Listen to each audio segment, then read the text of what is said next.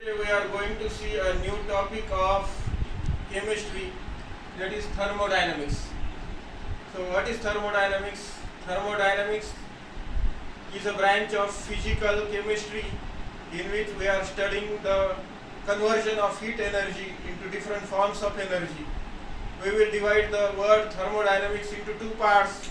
First part is therm and next part is dynamics. Thermodynamics. The definition of thermodynamics is a branch of physical chemistry which deals with the study of conversion of heat into different forms of energy. This is called as thermodynamics. This is a branch of science. This is a branch of chemistry. This is a branch of physical chemistry in which there is a study of conversion of heat into different forms of energy. This is called as thermodynamics. Now, what is therm? Therm is heat. What is dynamics?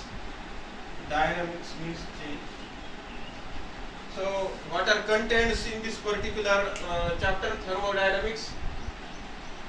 This chapter consists of what is system. This chapter consists of what is surrounding. This chapter consists of what is boundary. This chapter consists of types of system such as open system, closed system, isolated system, homogeneous system, heterogeneous system.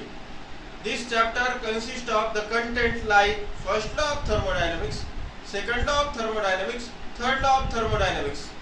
This chapter also consists of work done in isothermal and reversible process. This chapter also consists of enthalpy, entropy, like this. The concepts like entropy, enthalpy are involved in this particular chapter. Now we have to see what is system. This is a very vast chapter. Thermodynamics is studied over a large scale. So always and always thermodynamics is a macroscopic property. What is thermodynamics? This is a macroscopic property. Thermodynamics is a macroscopic property because this is studied over a large scale. Now what is system? What is system? System means any part of universe which is taken for thermodynamic study is called a system.